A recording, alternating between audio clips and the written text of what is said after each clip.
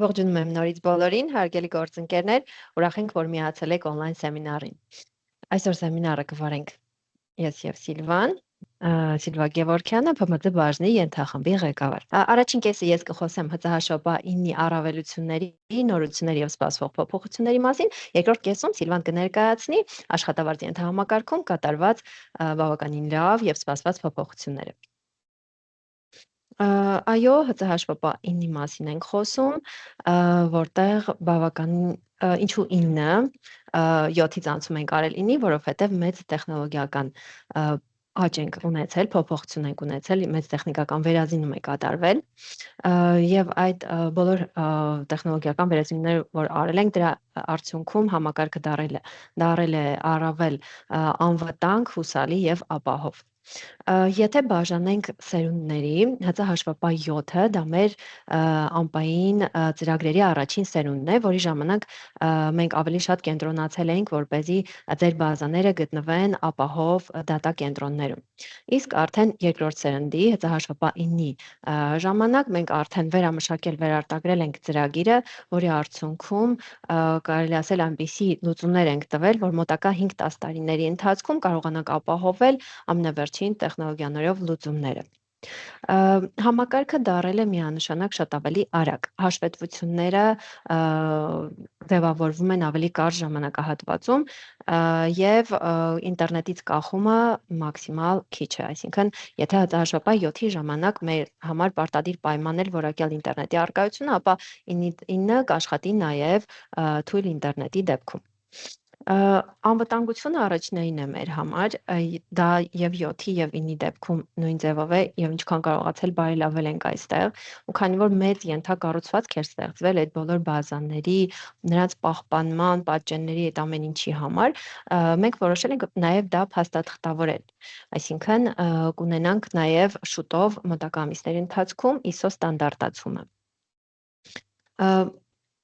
Ու աշխատանքը ցանկացած տեղից կարող եք իրականացնել ՀԾՀՇՊ 9-ի դեպքում։ Այստեղ ինչ է փոխվել, եթե ՀԾՀՇՊ 7-ի դեպքում դուք արտերկրում եք գտնվում եւ պետք է կապվեիք մեզ հետ, որպեսզի մենք բացեինք IP-ն, ապա 9-ի դեպքում կիրառվել են այնպիսի տեխնոլոգիաներ, որ այլևս դրա պահանջը չկա։ Առանց որևէ խոչընդոտի նաեւ արտերկրից կարողանում եք միանալ եւ աշխատել։ Ինչ հնարավորություն է տվել ՀԾՀՇՊ 9-ը, հաճախ ունենում էինք դեպքեր, երբ որ կազմակերպությունները ուզում էին ՀԾՀՇՊ 7-ը ՀԾՀՇՊ-ը համակարգը միացնել այլ համակարգերի հետ, օրինակ ինտեգրել CRM-ի հետ, վեբ կայքի հետ, մենք արդեն ՀՇՊ 9-ում ունենք այդ հնարավորությունը, տվել ենք այդ կապուղին, այսինքն ունենք public API, որի միջոցով կարելի է կառուցել կապը ՀՇՊ համակարգի եւ այլ համակարգերի միջև։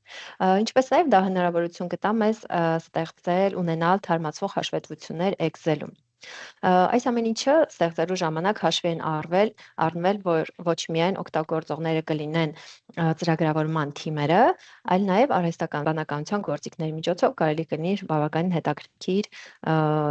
տարբերակներ ստանալ։ Այսքանը վերազինումների մասով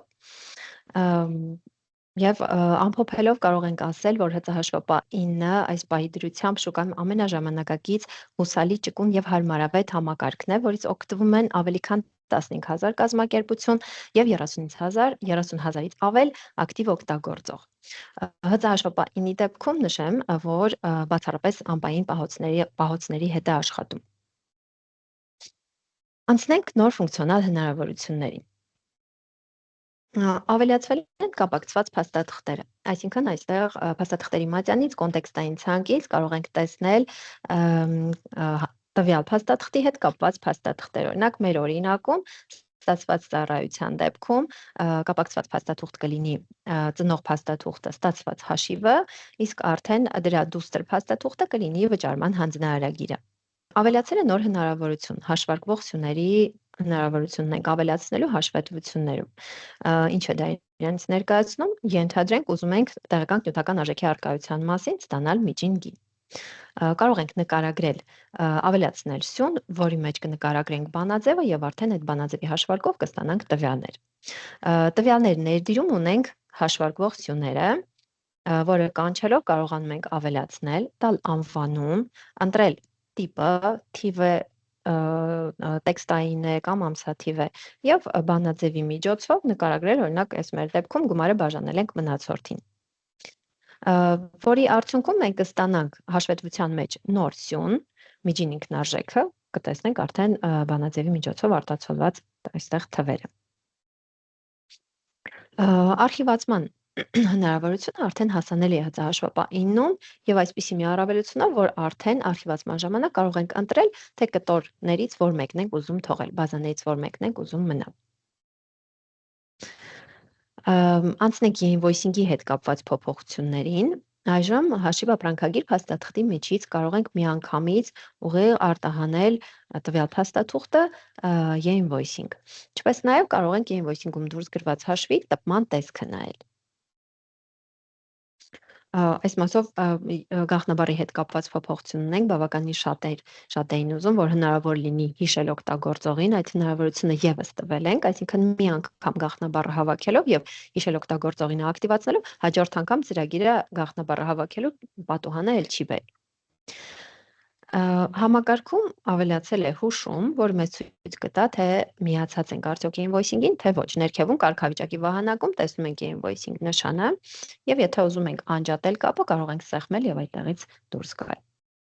Որոշ տեղեկատուների համար ավելացվել է փակված հայտանիշ, ինչի համար է, օրինակ, եթե ունեք գործընկերներ, որոնց հետ այլևս չեք աշխատում, կարող եք ակտիվացնել այդ հայտանիշը եւ արդեն ցուցակներում չի առաջարկելու տվյալ գործընկերներին։ Պահեստի ենթահամակարգում էլ ունենք ավելացրել են կոմպլեկտավորման ամփոփ հաշվետվություն, որտեղ կարող ենք տեսնել արտադրված տվյալ ժամանակահատվածում ինչքան ապրանքներ են արտադրվել եւ դրանց համար օգտագործված նյութածախսը։ Հացահաշվապահի համար մոբայլ հավելվածը եւս վերարտադրվել է, նշենք, որ մոբայլ հավելվածը հասանելի է միայն անպային պահոցների համար։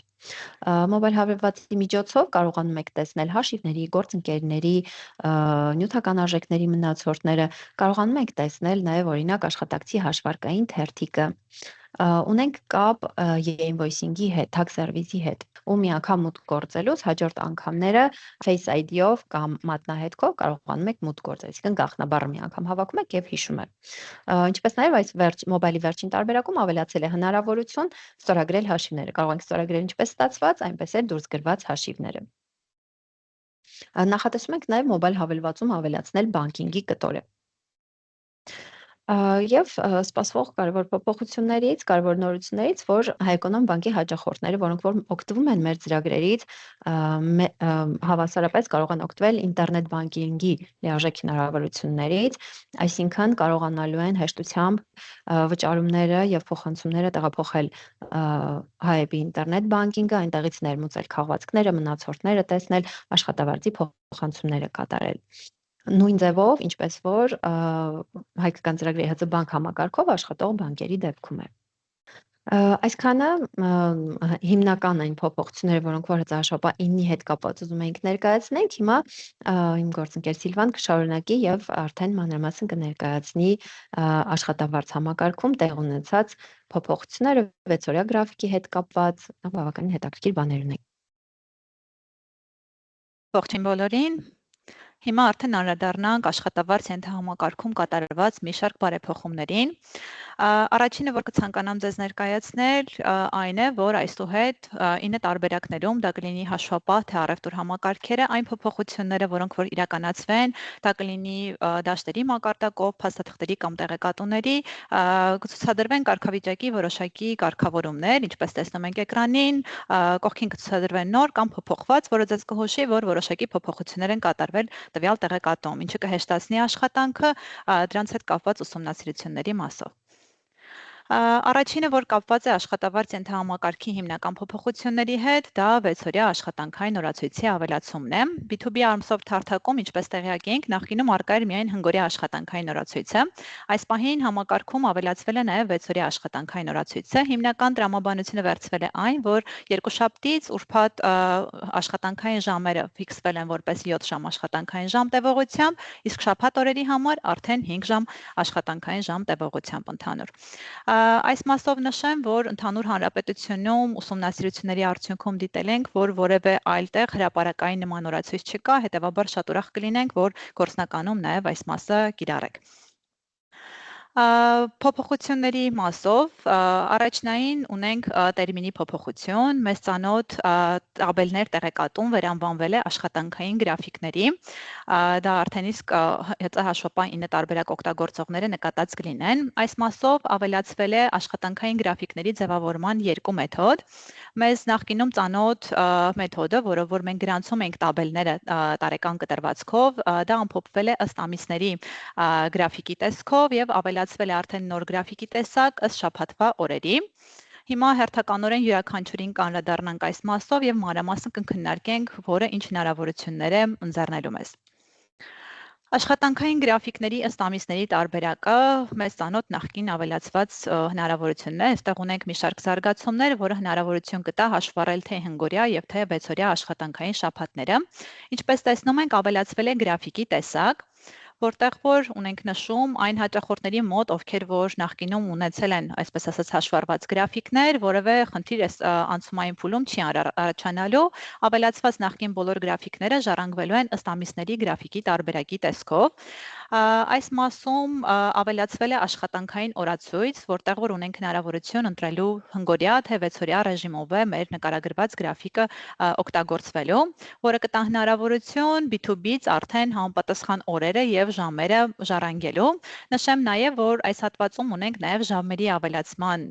հնարավորությունը, նախկինում միայն օրերն էին այստեղ ֆիքսվում, հիմա ֆիքսվում են նաեւ ժամերը, ինչը հնարավորություն կտա, օրինակ, նախկինում շատ բարձրաձայնված խնդիրներից մեկն այն էր, որ հաճախորդները ցանկանում էին օրինակ նախատնական օրերի ժամերը պակասեցնել -1-ով, որի հնարավորությունը չէր ընձեռվում։ Այսուհետ այս տարբերակը հնարավորություն կտա, որ B2B-ից ավտոմատ կերպով օրերը ժառանգելու ժամանակ վերցվեն միանգամից նվազեցված նախատոնական օրերի ժամերը։ Եթե կազմակերպությունը նման տարբերակով չի աշխատում, այսինքն ի վերջո նվազեցումներ չեն կատարվում եւ կարիք կա ամբողջական օրինակ ժամերը ֆիքսելու, ունենք հնարավորություն ժամերի քանակը ձեռքով նշելու եւ դրա հիման վրա կկատարվի վերահաշվարկ զուտ բազմապատկման տեսքով, ժամերի քանակը կբազմապատկվի համապատասխան օրերով եւ կֆիքսվի արդեն համապատասխան ժամերի ցուցակում։ Այս մասով նշեմ, որ նախկին ֆունկցիոնալությունը ինչ որ կիրառում ենք, օրինակ գործավարձի դեպքում կամ ժամավարձի համապատասխան տաբելների դեպքում պահպանվել է։ Միակ այս մասով հնարավորությունների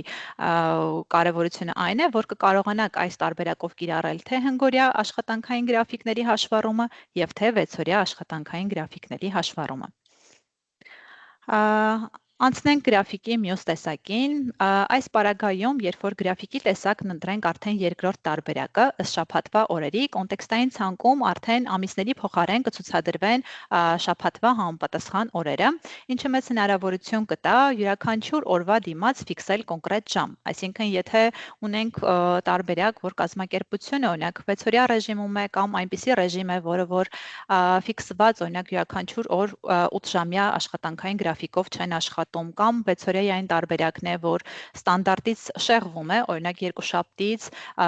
ուրբաթ օրերին չէ նախատեսված 7 ժամը եւ շաբաթ օրը 5 ժամը, ունեն տարբերություն, օրինակ երկուշաբթի ոչ աշխատանքային է, դրա փոխարեն կիրակին է հիմնական աշխատանքայինը, գրաֆիկի տվյալ տարբերակը կտա լիարժեք հաշվառման հնարավորություն։ Կֆիքսենք համապատասխան ժամերի քանակը եւ ըստ դրա արդեն մեր նախնական տվյալները կունենանք ամսվա համար։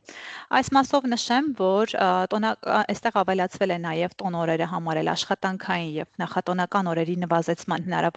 հնարավորություն, ինչը թույլ կտա, որ եթե կազմակերպությունում օրինակ 1 ժամ չեն նվազեցում, այլ ավելի քիչ է կամ ավելի շատ է նվազեցման, այսպես ասած, տարբերակը, կֆիքսենք համապատասխան ժամանակը եւ ըստ դրա կկատարվեն հետագա կարգավորումները։ Կամ այն դեպքերի համար, եթե կազմակերպությունը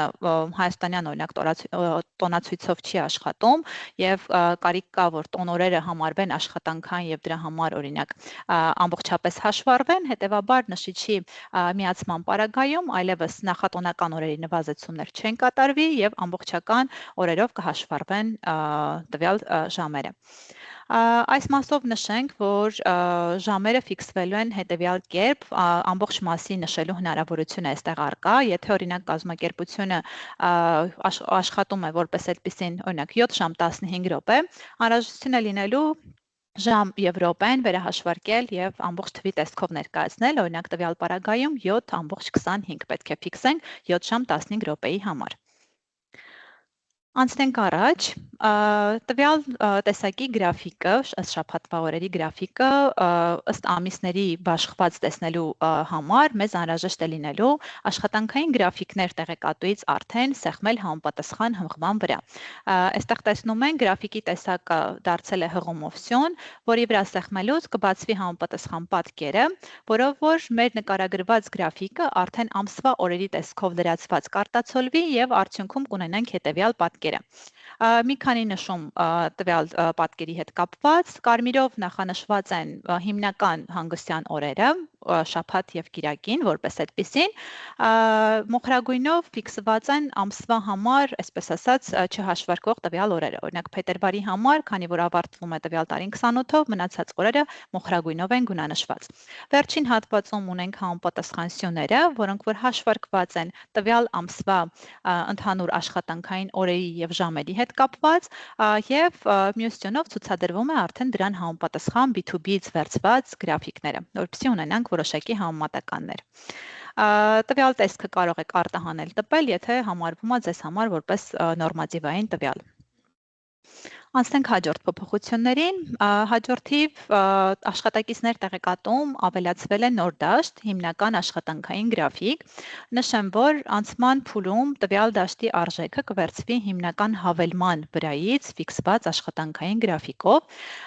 դաշտը ծառայելու է մի քանի նպատակներով, առաջին հիմնական նպատակն այն է, որ եթե կազմակերպություններում կան, օրինակ աշխատակիցների մի մասն աշխատում է հնգօրյա ռեժիմով, մյուս մասն աշխատում է 6-օրյա ռեժիմով, եթե նախկինում մենք օրինակ որոշակի հաշվարկների դեպքում ինչպիսիք են արձակուրդայինի հաշվարկ, նպաստների կամ վերջնահաշվարկ,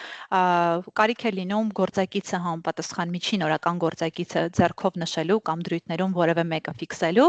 այսուհետ դրա անհրաժեշտությունը չկա։ Ընդհանրեն աշխատակցի վրա պետք է նշված լինի համապատասխան գրաֆիկը, ըստ որի գործակիցները հաշվարկի ժամանակ ավտոմատ կերպով կժառանգվեն։ Եթե աշխատակցի վրա գրաֆիկը լրացված չէ, քանի որ նախկինում միայն հնգօրյա աշխատանքային ռեժիմներ համակարգում առկա, այս պարագայում արդեն վերցվելու է լրությամբ որպես արժեք հնգօրյա աշխատանքային ռեժիմի գործակիցները։ Եթե անհրաժեշտ է ձեզ ֆիքսել 6-օրյային համապատասխան, հետևաբար պետք է գնաք աշխատակիցներ տեղեկատուն, կատարեք համապատասխան խմբագրումները եւ կցեք արդեն 6-օրյային համապատասխան գրաֆիկը։ Երկրորդ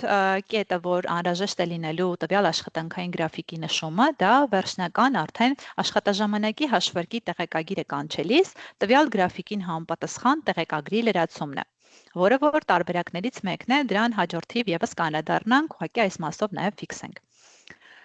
Ինչպես նշեցինք, արձակուրդայինի հաշվարկում ու մնացած մեր հաշվարկի փաստաթղթերում, որտեղ որ կար գործակիցների լրացում, ավելացվել է, տեսեք, այստեղ կտեսնենք արդեն աշխատանքային օրացույցի նշման հնարավորությունը, որը որ ժառանգվում էր աշխատակցի վրա նշված տվյալ գրաֆիկին համապատասխան։ Մեր օրինակում հնգօրյան է, դրան համապատասխան ժառանգվում է հնգօրյայի գործակիցը, եթե կարիք կա տվյալ պահին ձեռքով փոփոխության, ընդհանրեն անհրաժեշտ է փոփոխել աշխատանքային օրացույցը, ընտրել հնգօրյայի փոխարեն 6-օրյան, որի հիման վրա արդեն ներքևում կժառանգվի համապատասխան 6-օրյայի գործակիցը եւ ներքևի հատվածում լրացնել մեզ ծանոթ արդեն լրացնել օրերը B2B Armsoft կոճակը կաշխատի հետևյալ կերպ, եթե նշված է հնգօրյա, B2B-ից կվերցվի համապատասխան հնգօրյայի օրերի քանակը, 6-օրյայի պարագայում արդեն կլրացվեն 6-օրյայի օրերի քանակին համապատասխան տվյալներ։ Նույն մոտեցումը կիրառվում է մեր մյուս փաստաթղթերում, նպաստների հաշվարկ եւ վերջնահաշվարկ փաստաթղթերում, այստեղ էլի նույնատիպ դաշտերը համապատասխանաբար ավելացվել են եւ աշխատանքը կատարվելու է նույն սկզբունքով։ Անցնենք առաջ, մի շատ կարևոր փոփոխություն ունենք բացակայություններ փաստաթղթում, այս մասով նշեմ, որ նախկին ֆունկցիոնալությունը մենք փորձել ենք այս փոփոխությունների հետ մեկտեղ լիովին պահպանել, որ այն հաճախորդները, ովքեր որ չեն ցանկանում նմանատիպ հաշվառում կամ ավելի պարզ հաշվառման կողմնակիցն են, այսինքն չեն դիտարկում նման ֆունկցիոնալությունների կիրառումը, այսինքն նախկին տարբերակով են ցանկանում աշխատել, կարողանան պահպանել իրենց հաշվառման նախկին հնարավորությունները։ Բացակայություններ փաստաթղթում ավելացվել է լրացման ձև, լրացման ձևում ունենք երկու տարբերակ, ըստ ժամանակահատվածի, որը որ մեր նոր հնարավորությունն է, եւ ըստ օրերի լրացման ձև։ Նախկինում հաճախ էր հաճախորդներից լինում նմանատիպ առաջարկներ, որ կարիք կար բացակայությունների ֆիքսման ժամանակ միանգամից նշել ամբողջական օրեր, այսինքն որպեսզի բացակայություն ընկած լիներ մի քանի ամիսների մեջ եւ առանձին փաստաթղթեր չստեղծվեր։ Այս խնդիրը լուծել է արդեն բացակայության փաստաթղթի ըստ ժամանակահատվածի լրացման ձևը։ Սկզբունքը լրացման հետեւյալն է լինելու.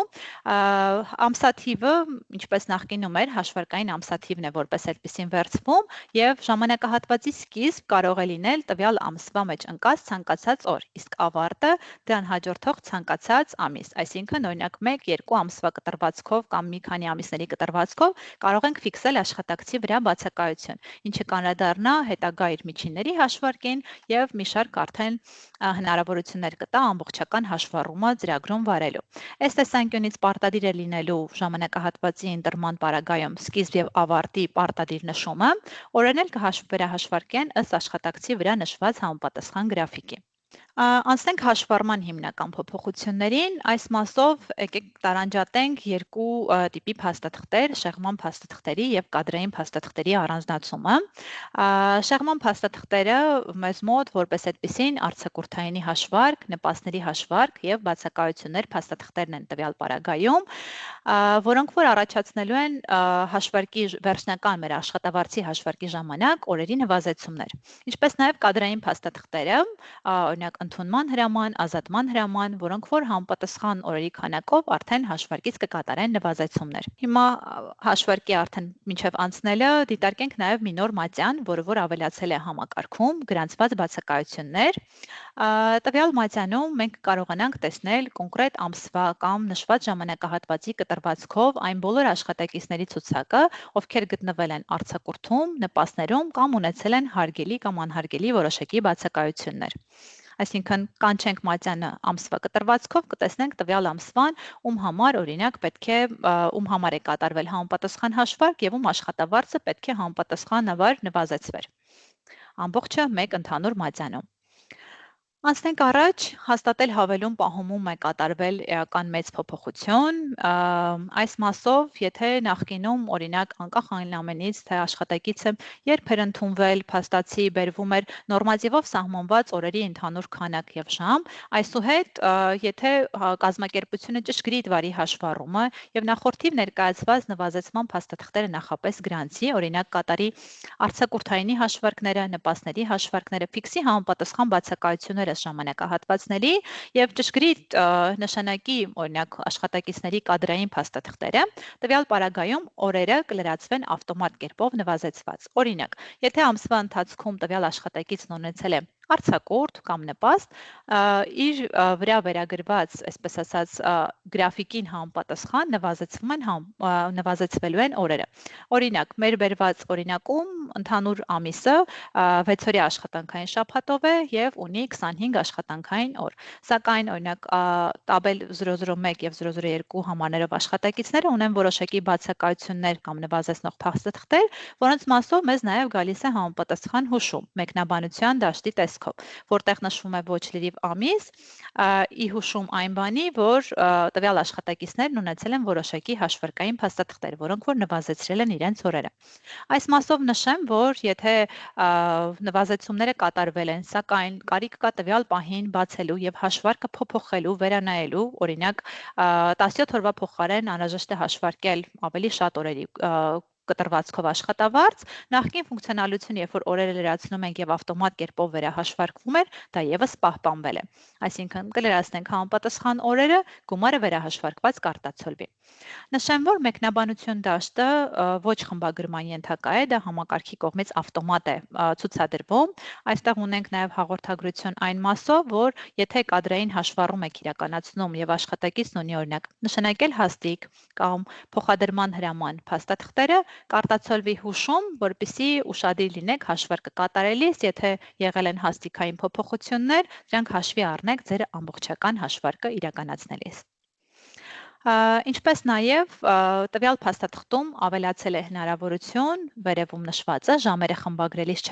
չվերահաշվարկել գումարները։ Սա այն դեպքի համար է, որ եթե կա անհրաժեշտություն փոփոխելու ժամերի քանակը, օրինակ աշխատակիցը պակաս է աշխատել, մենք պետք է ֆիքսենք իր փաստացի աշխատած ժամերը, բայց դա չի անդրադառնալու օրինակ գումարի փոփոխության վրա, նշիչը միացնելով տվյալ տողի համար կկարողանանք հաշվարկը իրականացնել առանց գումարի փոփոխության։ Նշեմ, որ տվյալ նշիչն աշխատելու է յուրաքանչյուր տողի համար առանձին, այսինքն եթե միացնում ենք նշիչը, կատարում ենք խմբագրում, տվյալ տողի համար է իրականացվում։ Մյուս տողերում կարող ենք մեկ այլ սկզբունքով կատարել, օրինակ նվազեցնել նշիչը հանելու տարբերակով։ Հաջորդիվ մեր հիմնական փոփոխությունը արդեն այս ամբողջ հաշվարկի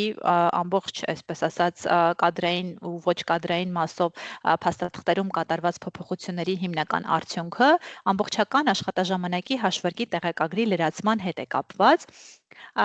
Նախկին ֆունկցիոնալությունը այս մասով եւս փորձել ենք պահպանել, այն մասով, որ շատ դեպքերում կարիք է լինում արտահանել աշխատաժամանակի հաշվարկի տեղեկագիրը լրիվ դատարկ տարբերակով, այսինքն ուղղակի աշխատակիցների ցուցակով կամ որևէ ֆիքսված գրաֆիկով։ Դա արտահանելու համար մեզ ընդհանրապես անհրաժեշտ է լինելու ֆիքսել ամիսը եւ մնացած դաշտերը դատարկ կամ միայն աշխատանքի գրաֆիկ նշելու տարբերակով արտահանել մեր աշխատակիցների ցուցակն ամբողջական առանց որևէ լրացումների։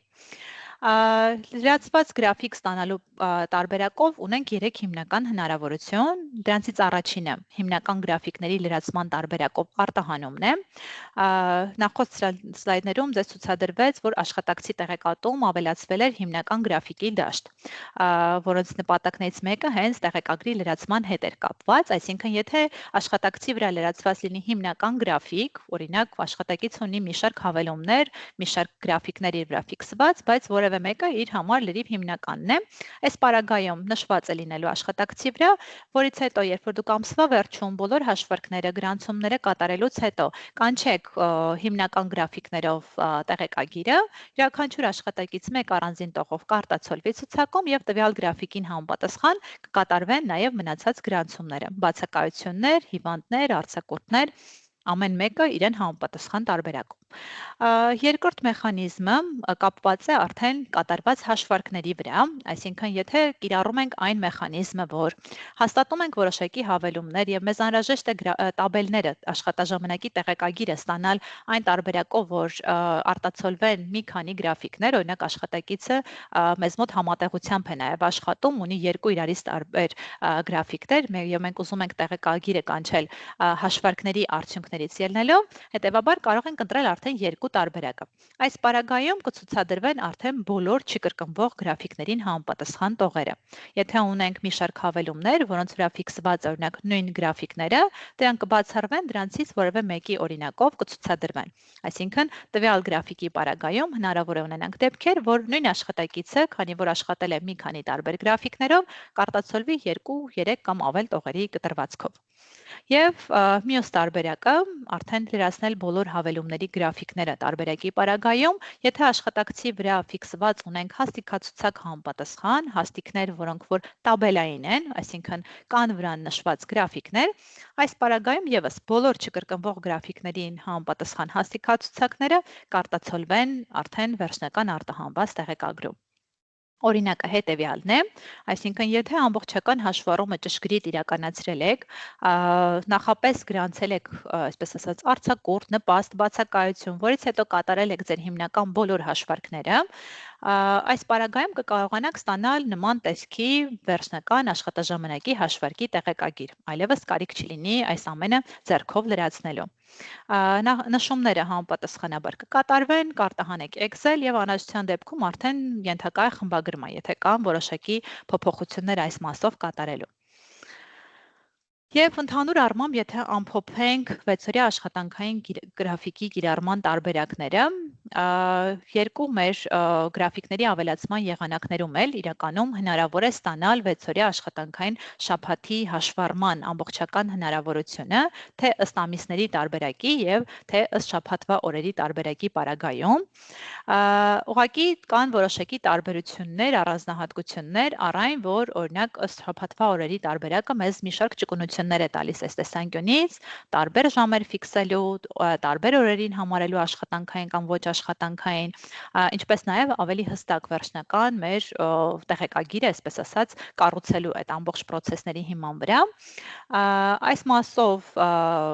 ավտոմատ կերպով օրինակ ըստ ամիսների պարագայում նախատոնական ժամերը ավտոմատ կերպով երբ որ լրացնենք միանգամից նվազեցվելու են, իսկ շաբաթվա օրերի դեպքում դրանք կառավարելի են առայն որ դաշտի արժեքին համապատասխան կնվազեցվեն կամ չեն նվազեցվի, կախված արդեն ինչպես եք դրել համապատասխան կարգավորումները։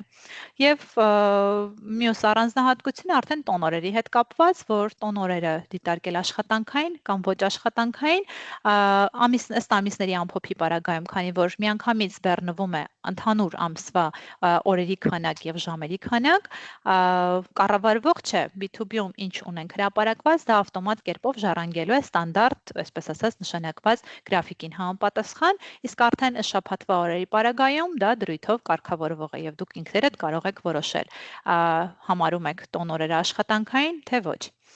Ընդհանուր հնարավորությունների ներկայացումը այսքանն էր, կցանկանայինք լսել ձեր հարցերը կամ նկատառումները որոշակի, կամ ինչ տարբերակներով եք դուք այս process-ը ընդհանուր կիրառում, եթե ունեք հարցեր, խնդրեմ